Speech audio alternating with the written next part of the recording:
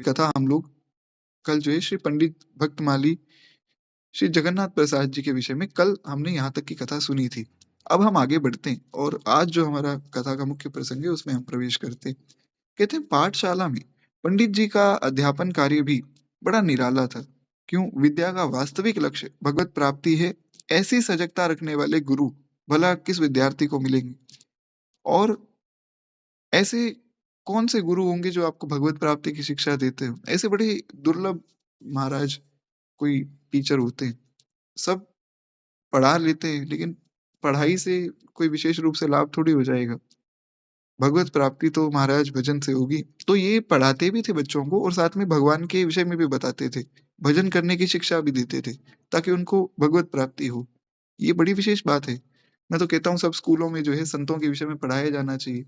क्योंकि अभी जैसा हमने सुना, ऐसे भय तो कहा तुलसी चुपे राजीव लोचन, राम न जाने। कोई पढ़ लिख के बहुत समझदार बन गया तो उसका क्या लाभ है? भगवान को नहीं जाना तो बेकार है उसका जीवन। तो सब संतों के विषय में जो है पढ़ाया जाना चाहिए। जैसे अभी भी पढ़ाया जाता है, श्री मीराबाई के विषय में क्लास 9th में हमें पढ़ाया गया था। तब से मीराबाई के पद के विषय में दास को पता लगा, बड़े अच्छे लगते थे मीराबाई के पद। सूरदास जी, कबीरदास जी, श्री गोस्वामी तुलसीदास जी, इन सब संतों के विषय में जब पढ़ाया जाएगा तब जो विद्यार्थी हैं वे समझेंगे कि किस प्रकार से महाराज हमें भगवान को पाना है। खैर, भगवान कृपा करेंगे तो ये सब विधान भी होगा। क्योंकि मैं तो सोचता था जैसे इंग्लिश लिटरेचर है, तो उसमें क्या है बहुत सी कहानियाँ आपको पढ़ाई जाती हैं कि अमुक व्यक्ति के साथ ऐसा हुआ, फिर उसमें प्रश्न पूछे जाते हैं कि वो क्या था? तो मैं ये सोचता था कि भई इसमें भगवान की कथा डाल दो, किसी भक्त का प्रसंग डाल दिया, उसमें से प्रश्न पूछ लिया, वो भी अच्छा हो सकता है। खैर, ये सब भगवान की लीला है, भगवान जाने। हम आगे बढ़ते हैं। कहते हैं महाराज इस प्रकार से पंडित जी जो है सब विद्यार्थियों को खूब सुंदर भजन की शिक्षा भी देते। निर्धारित विषयों को पढ़ाने के साथ-साथ आप उन्हें भगवान की कथा भी सुनाते और साथ में विद्यालय का समय समाप्त होने से पूर्व विद्यार्थियों को नेत्र बंद करा के प्रभु का ध्यान कराते। जब छुट्टी होने वाली होती थी ना, तो उससे 5-10 मिनट पहले भगवान का फिर ध्यान भी करवाते थे। कहते हैं एक दिन विद्यालय में निरीक्षक अधिकारी आ गए। अब हुआ क्या कि उस समय तक अन्य कक्षाओं के विद्यार्थी एवं अध्यापक अपने-अपने घरों को जा चुके थे।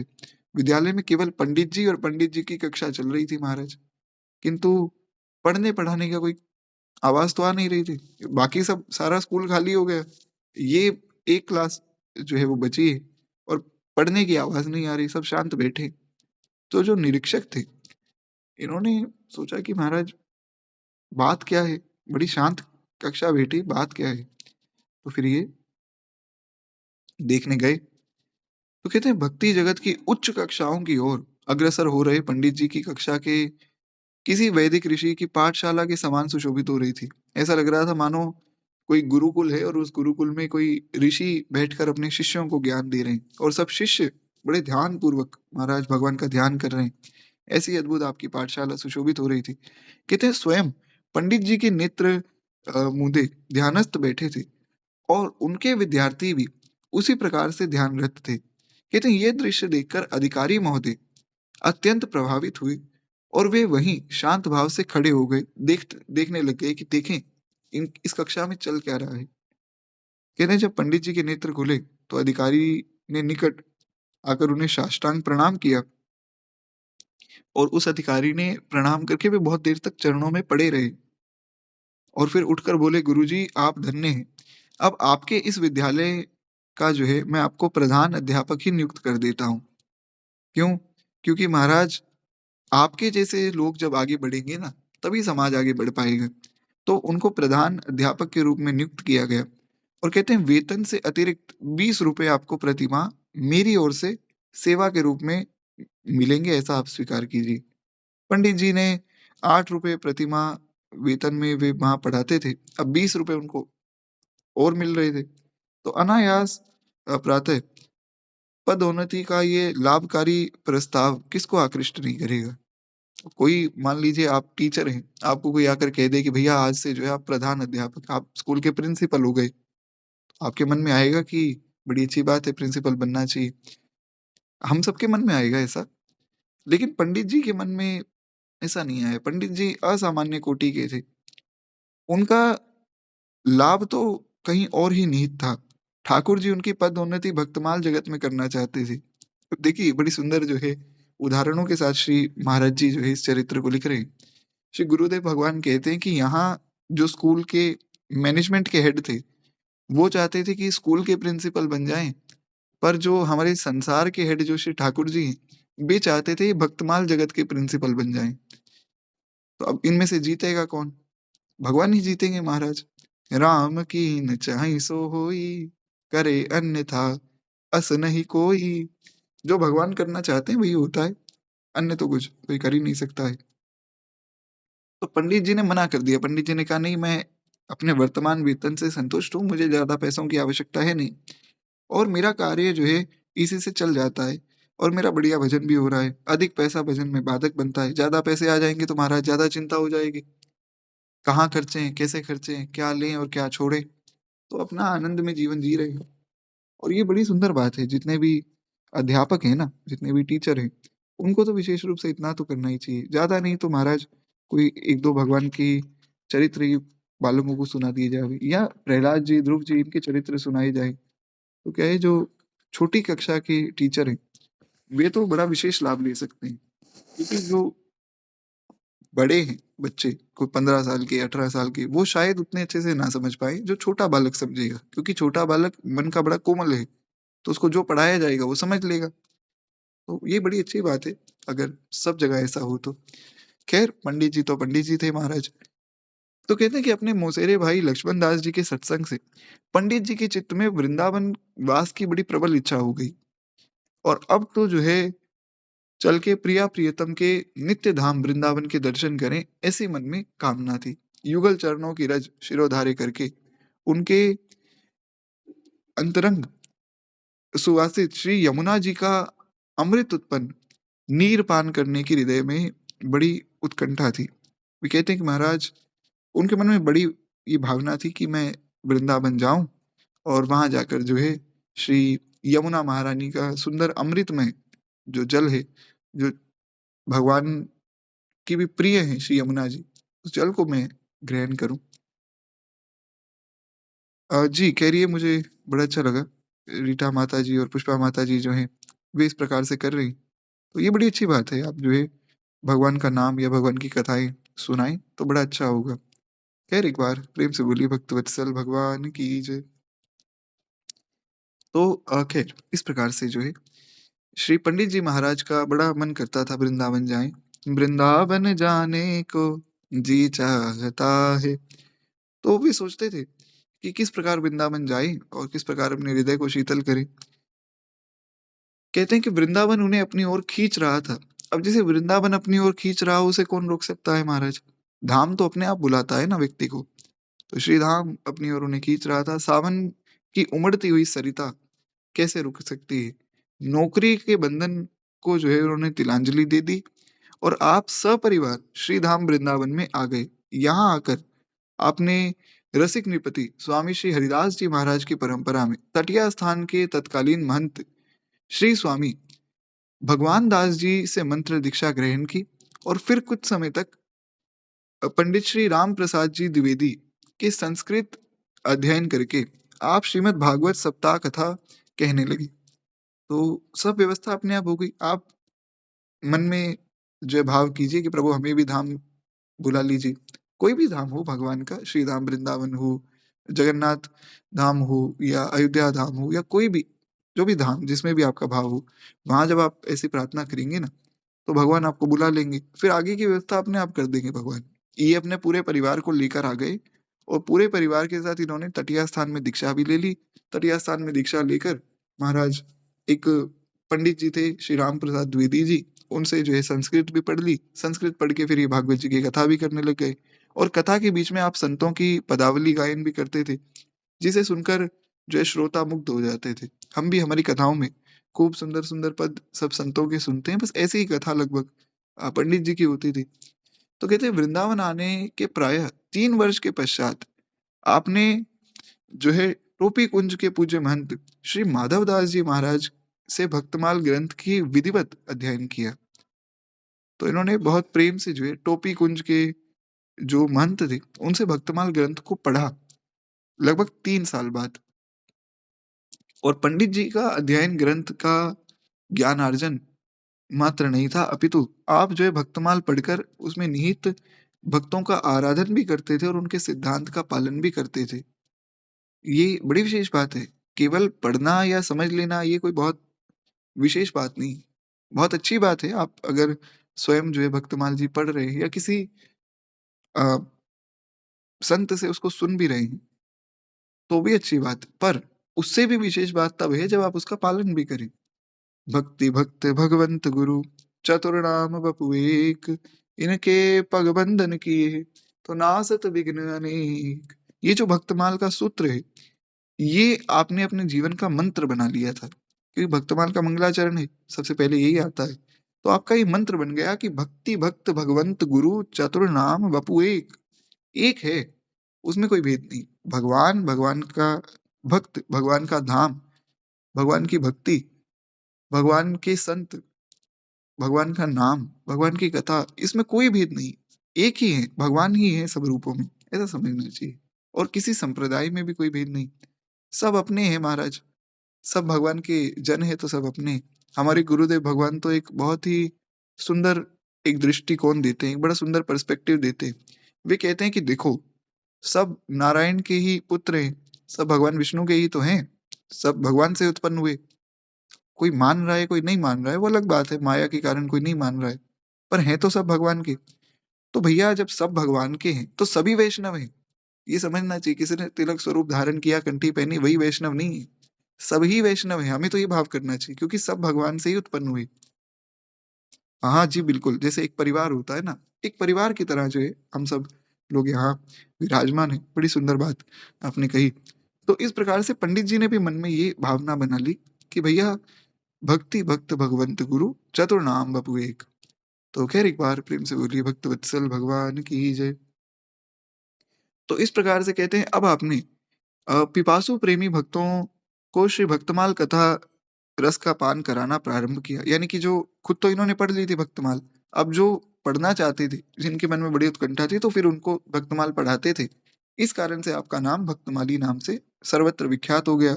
गृहस्थ आश्रम में रहकर भी आपकी रहनी संग्रह परिग्रह की भावना से रहित थी। ये बड़ी विशेष बात है, क्योंकि गृहस्थ में रहते थे। गृहस्थ लोगों के पास तो एक ये बहाना भी होता है कि महाराज परिवार को भी पालना है, पैसे तो चाहिए ही।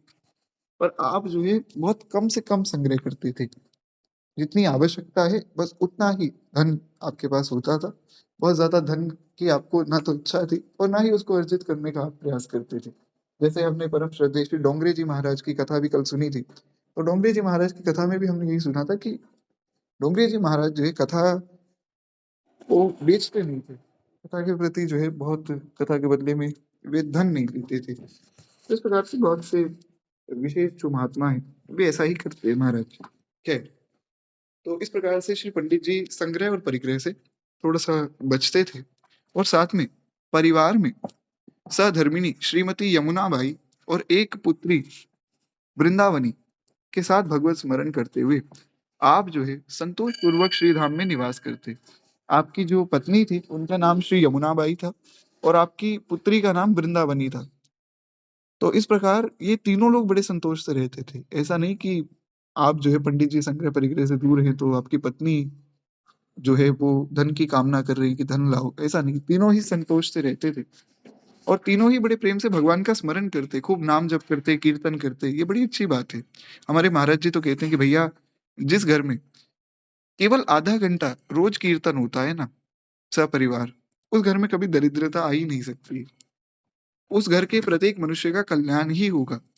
रोज अगर सपरिवार मिलके कोई आधा घंटा भगवान के नाम का कीर्तन करे तो कहते हैं इस प्रकार से पुत्री का आपने विवाह कर दिया, किंतु कुछ वर्ष के पश्चात ही उन्हें वैधव्य का दुख सहना पड़ा। यानी कि पुत्री का विवाह हुआ पर कुछ वर्ष पश्चात आपकी पुत्री जो है वो विधवा हो गई, और अंततः रसिक और अनूप आपने दोनों शिष्यों को लेकर वृंदावनी अपने पिता भक्तमाली जी के पास ही आकर रहने लगी। यानी कि इनकी जो पुत्री थी वृंदावनी, उनके 2 पुत्र थे, एक तो रसिक और एक अनूप। अब नाम देखिए, आपका नाम श्री जगन्नाथ प्रसाद जी, आपकी पत्नी का नाम श्री यमुना बाई, पुत्री का नाम वृंदावनी, पुत्री के पुत्रों का नाम रसिक और अनूप।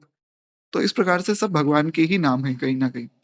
तो कहते हैं उनको लेकर फिर ये अपने पिताजी के घर वापस आ गई और ज्ञान गुदड़ी क्षेत्र वृंदावन में ताड़वाली कुंज नामक स्थान पर आपका निवास था।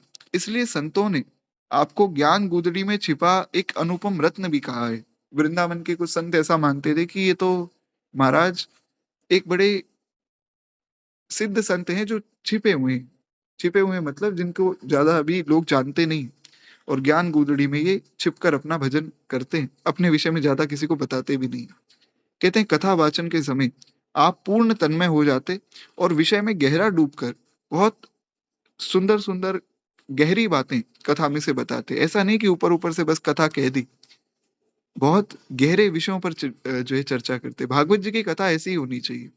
7 दिन में भागवत नहीं हो सकती है महाराज। भागवत तो ख़ैर 7 जन्म में भी नहीं हो सकती। पर भागवत कैसे होती है आज के समय में? मैं किसी का ऐसा निंदा आदि के भाव से नहीं कह रहा हूँ, मैं एक भाव कह रहा हूँ। क्योंकि जैसे जो वक्ता हैं, वो आते हैं और महाराज 7 दिन में वही कुछ प्रसंग बार-बार सुनाते हैं। वो अच्छी बात है, ऐसा होना भी चाहिए, तो बड़ी अच्छी बात है। पर उससे भी श्रेष्ठ वो है कि एक-एक प्रसंग करके सुनाया। जैसे हमारे महाराज जी जाते हैं, तो सूरत में हर साल जनवरी में हमारे महाराज जी जाते हैं और सूरत में क्रमशः कथा चल रही है। काफ़ी सालों से क्रमशः एक क्रम से कथा चल रही है। कुछ अध्याय तक कथा हो गई, फिर अगले साल आगे के अध्यायों में, फिर अगले साल आगे के अध्यायों में। इस साल शायद कृष्ण जन्म तक महाराज जी पहुँच जाएँगे। तो ऐसी कथा जो हो ना, वो ज़्यादा श्रेष्ठ है। तो श्री भक्तमाली जी महाराज ऐसी कथा करते थे। कथा के विषय में बहुत गहरा डूबकर, बहुत विचार करके, चिंतन करके, फिर उस विषय को बताते थे। कहते हैं इस प्रकार से आप जो है कथा सुनाते थे और आपकी कथा सुनने मात्र से व्यक्ति के जीवन में बहुत प्रभाव पड़ता था। कहते हैं उनके साथ अपने अंतर का जो है तादात्म्य स्थापित करके, वहीं से आपकी वाणी स्फुटित होती थी। यानी कि ऐसा लगता था कि मानो उस कथा के अंदर बैठकर ही उस कथा को सुना रहे हैं। यानी कि कथा को जी रहे हैं और वही बात बता रहे हैं। जैसे श्री गोस्वामी तुलसीदास जी, गोस्वामी जी ने जब कथा कही, आप रामचरितमानस पढ़िए, गोस्वामी जी ये नहीं कह रहे कि जो है रावण आया तो ऐसा हुआ, वैसा हुआ। गोस्वामी जी कह रहे हैं यहाँ ऐसा हुआ और वहाँ रावण के घर में ऐसा हो रहा है। तो यहाँ ऐसा हुआ का क्या मतलब? कि आप कहीं रामायण में थोड़ी हो। तो गोस्वामी जी इस भाव से लिखते हैं कि मैं राम जी के साथ बैठा हूँ, राम जी के क्षेत्र में, तो यहाँ ऐसा-ऐसा हो रहा है, हमारे यहाँ तो। और रावण के वहाँ, वहाँ इस प्रकार की सारी व्यवस्था चल रही है। तो रामचरितमानस अगर कोई ध्यान से पढ़े तो ऐसा लगता है कि मानो गोस्वामी जी साथ-साथ ही थे सारी लीलाओं में। और अंदर की बात ये है कि गोस्वामी जी थे। उन्होंने कथा केवल सुनकर नहीं लिखी, वो आँखों से देख रहे थे सारी लीला। वो देख-देख कर उन्होंने लिखी है। खैर, तो इस प्रकार से आपकी कथा जो है बड़ी सुंदर होती थी। कहते हैं नेत्रों से अश्रु प्रवाह होने लगता, हृदय पात्र रस से जो छलक उठता और उस समय आप बोलते कि बोल श्री वृंदावन बिहारी लाल की जय। इस प्रकार कहकर कुछ क्षणों के लिए मौन हो जाते और सहस्त्रों श्रद्धालुओं ने जो है आपके मुख से श्रीमद् भागवत सप्ताह कथा सुनी और भक्तमाल कथा का भी श्रवण करके खूब लाभ उठाया है। कहते हैं आपके श्रोताओं में जो है साधक गण ही नहीं अपितु बड़े-बड़े सिद्ध महात्मा भी आते थे। यानी कि बड़े-बड़े सिद्ध महात्मा भी आपकी कथा सुनने आते थे। जैसे श्री उड़िया बाबा महाराज, श्री हरि बाबा महाराज, श्री श्री माता आनंदमयी और श्री प्रभुदत्त ब्रह्मचारी जी जैसे लोक प्रसिद्ध विभूतियाँ आपकी कथा सुनने आते थे। तो ऐसी अद्भुत ये श्री अ, भक्तमाली जी महाराज की कथा होती थी। तो एक बार प्रेम से बोलिए श्री भक्तमाली जी महाराज की जय। तो कहते हैं भक्त चरित्र को कहते हुए आप जो है प्रसंग के अनुरूप भाव में तल्लीन हो जाया करते और आपकी उस तल्लीनता से संबंधित एक संस्मरण का यहाँ उल्लेख किया जा रहा है। तो उसको थोड़ा-सा ध्यान से सुनिएगा। एक छोटी-सी कथा है, बस ये सुनकर फिर हम लोग जो है वाणी को विश्राम देंगे। कहते हैं कि सुदर्शन सिंह चक्र जी ने एक प्रसंग लिखा है। अब ये सुदर्शन सिंह चक्र जी कौन है? ये भी बड़े अद्भुत महात्मा हैं। चक्र जी के विषय में शायद आप लोग जानते भी हो, नहीं भी जानते हैं तो कोई बात नहीं, आगे हम उन पर भी चर्चा करेंगे। चक्र जी बहुत ही अद्भुत नामनिष्ठ महात्मा थे। पूज्य श्री भाई जी महाराज ने भी इनके विषय में काफ़ी जगह पर उल्लेख किया है। तो ख़ैर इनके विषय में भी हम आगे सुनेंगे। कहते हैं श्री कृष्ण जन्म स्थान मथुरा पर भागवत भवन का उद्घाटन महोत्सव चल रहा था और फाल्गुन का महीना था और फाल्गुन का महीना दिन के 3 से 4 बजे का समय था और तेज़ वर्षा अचानक से मथुरा में होने लगी। अब बहुत तेज़ वर्षा हो रही थी तो हुआ क्या कि मथुरा में ही जमुना पार बिजली गिर गई और बड़ा ही प्रचंड शब्द हुआ। अब जब बिजली गिरती है तब तो बहुत भयंकर शब्द होता है, तो ऐसा जब शब्द हुआ तो सब श्रोता जो है चौंक गए। किंतु मंच पर जो वक्ता थे, वो श्री भक्तमाली जी महाराज थे। तो वे तन्मय होकर फिर भी बोल रहे थे। उनको फ़र्क ही नहीं पड़ा कि बिजली गिर गई या क्या हो गया। वे प्रेम से कथा करते जा रहे थे और उनके श्रवणों तक जैसे ही जो है देवराज इंद्र का ये धड़ाका पहुँचा, यानी कि ये जो आवाज़ पहुँची, तो महाराज ऐसा लगा कि मानो उनके कानों तक आवाज़ पहुँची ही नहीं। इंद्र ने इतनी तेज़ आवाज़ की पर उनके कानों तक पहुँचाने में असमर्थ हो गए इंद्र भी। कहते हैं यह दर्शन हुआ, ये मैंने अपनी आँखों से देखा। ऐसा जो है सुदर्शन सिंह चक्र जी महाराज कहते हैं मैंने अपनी आँखों से देखा कि हम सब घबरा गए कि महाराज ये क्या हो गया? पर भक्तमाली जी को फ़र्क ही नहीं पड़ा। ऐसा लगा कि मानो इनको कुछ पता ही नहीं लगा हुआ क्या है। तो ऐसे जो है अद्भुत महापुरुष थे श्री भक्तमाली जी महाराज।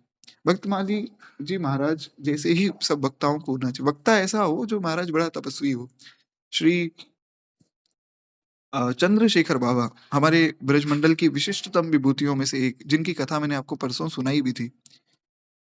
तो श्री चंद्रशेखर बाबा जो है, वे कहा करते थे कि भैया भागवत की कथा जो है ना, वो नोटों के बदले नहीं बेची जा सकती है। भागवत की कथा तो ऐसी कथा है कि देवता स्वर्ग से अमृत का कलश लेकर भी उतर आए ना सामने और कहें कि ये अमृत का कलश ले लो कथा के बदले, तो वक्ता इतना तपस्वी हो कि उस अमृत के कलश को भी ठोकर मार दे कि नहीं चाहिए, ले जाओ वापस। ये कथा ऐसी है। कथा तो महाराज अमृत से भी ऊपर, कथा तो कथा है भगवान की। तो इस प्रकार से भागवत जी की, भक्तमाल जी की, रामचरितमानस जी की जो भी भगवान की कथा हो, वो ऐसी है। तो वक्ता को बड़ा तपस्वी होना चाहिए। वक्ता इधर-उधर की बातों में ध्यान देने लग जाएगा तो फिर वो कथा कब करेगा महाराज?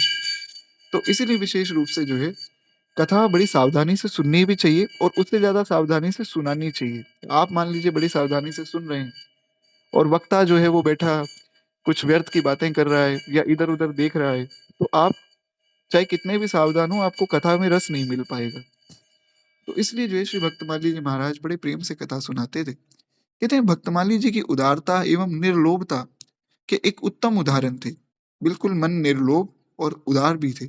ये तो अभी हमने सुना। कहते हैं आपका लोभ तो श्री ठाकुर जी के चरण कमलों से और उनके भक्तों के असाधारण जुड़ाव से था।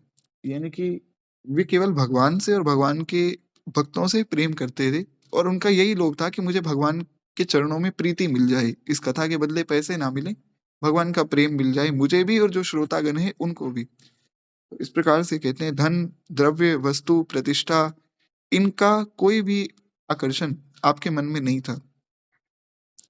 कथा वाचन से प्राप्त संपूर्ण द्रव्य और संपूर्ण वस्तुओं को अथवा उनके अधिकांश भाग को आप वहीं या फिर मार्ग में वितरित कर देते थे। जो भी कथा से दक्षिणा आदि मिलती वहीं बाँट देते या फिर रास्ते में कोई मिल जाता तो उनको दे देते थे और फिर जो है एकदम विरक्त होकर घर पहुँचते। उदारता की प्रतिमूर्ति श्री भक्तमाली जी जो है एक विशेष प्रसन्नता का अनुभव कराते हैं और लेने की भावना आपके अंदर कभी भी आई ही नहीं। एक बार कथा वाचन से प्राप्त फलों की टोकरी जिसमें कुछ पात्र तथा चांदी के पंच पात्र भी थे। आप जो है रिक्शा वाले को ही देकर वापस आ गए। रिक्शा में रखे हुए थे। कथा में दक्षिणा मिली, चांदी के बर्तन भी थे उसमें। तो आपने उस रिक्शा वाले के रिक्शा में ही रख दिए कि भैया इसको जो है आप अपने घर में इस्तेमाल कर लेना और ये आप ले जाओ। और रिक्त पानी होकर, रिक्त पानी मतलब खाली हाथ, पानी मतलब हाथ। तो रिक्त पानी होकर घर पहुँच गए। परंतु आप जो है रिक्त पानी कहाँ थे? आप तो महाराज आप थे। भगवान का भक्त कभी रिक्त पानी हो सकता है क्या? भगवान जिनके संरक्षण में लगे हों। कहते हैं आपके हाथ में तो प्रेम भक्ति की चारु चिंतामणि सदैव सुशोभित रहती थी। सदैव जय भगवान का भजन आपके हाथों में रहे। ऐसे जो संत होते हैं ना, ऐसे जो वक्ता होते हैं, उनकी वाणी का एक-एक शब्द व्यक्ति का जीवन बदल सकता है। अब देखिए, जैसे हमने पहले भी चर्चा की थी कि दादा गुरुदेव भगवान ने एक बड़ी छोटी-सी बात कही कि वे हारे हरि को जाएँगे। इतनी सी बात को जब मैंने इंस्टाग्राम पे स्टोरी में लगाया, बहुत से लोगों का मैसेज आया कि ये बात सुनकर ही हमारे जीवन में आनंद की एक लहर दौड़ गई। तो कोई छोटी-सी बात भी ऐसे वक्ता जब बोल दें, तो वो जीवन बदल सकता है व्यक्ति का। श्री डोंगरी जी महाराज, श्री उड़िया बाबा महाराज, ये लोग जब कथा करते थे ना, तब देवता इनकी कथा में आने के लिए तरसते थे और इनकी कथा को एक बार सुन ले, तो वो व्यक्ति भगवान के प्रेम को सहज ही प्राप्त कर लेता था। ये वक्ता की सामर्थ्य है, जिसके मन में लोभ नहीं है, जो तपस्वी है। तो खैर, श्री पंडित जी की ही वाणी में अगर कहा जाए, तो बोल श्री वृंदावन बिहारी लाल की जय। तो ऐसे जो है हमारे श्री पंडित जी महाराज थे। कहते हैं भक्तमाल के साथ ही आपकी विलक्षण एक आत्मता थी। ऐसा लगता था कि मानो भक्तमाल को इन्होंने अपने जीवन में आत्मसात कर लिया।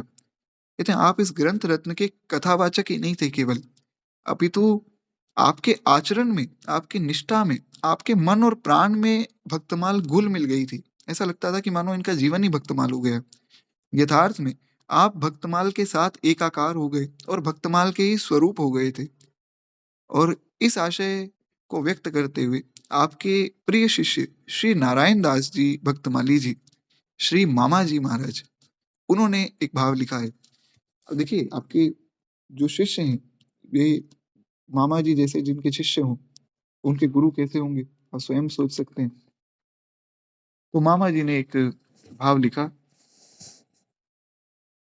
बचन कर्म मन परम पवित्र संत, सद्गुरु हमारे मूर्तिमान भक्तमाल थे। ऐसा श्री मामा जी ने लिखा कि वचन कर्म मन से पवित्र संत, सद्गुरु हमारे मूर्तिमान भक्तमाल थे। ऐसा लगता था मानो भक्तमाल ही एक शरीर लेकर बैठी हो। ऐसे थे श्री भक्तमाली जी। कहते हैं एक बार कोई सज्जन व्यक्ति आपके दर्शन के लिए आए और शीत ऋतु का जो है प्रातः काल था, ठंड का समय और सुबह का समय, यही समय था जिस समय हमारी कथा होती है रोज। तो कहते हैं कि वे तो आ गए और भक्त जो है, वे जो आए थे, वे गुलाब के पुष्पों को लिए हुए आए थे। गुलाब के पुष्प लाए थे साथ में। उन्होंने वे पुष्प श्री भक्तमाली जी की पोथी पर चढ़ा दिए और पंडित जी ने तत्काल ही वे पुष्प पोथी से हटाकर कहा कि अरे भाई, ये भक्तमाल जी हैं। आप ठंडे-ठंडे जो है गुलाब के फूल ले आए उठाकर। तो इनको ठंड लग जाएगी, आप भक्तमाल जी के ऊपर रख रहे हो।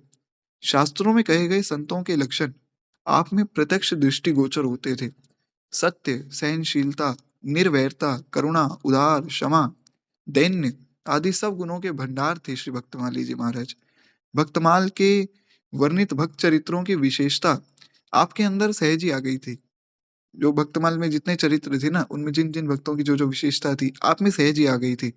कहते हैं सहनशीलता से संबंधित एक उनकी घटना भी है। वो घटना हम कल की कथा में सुनेंगे क्योंकि क्या है अभी मेरे पास थोड़ी-सी बैटरी की भी कमी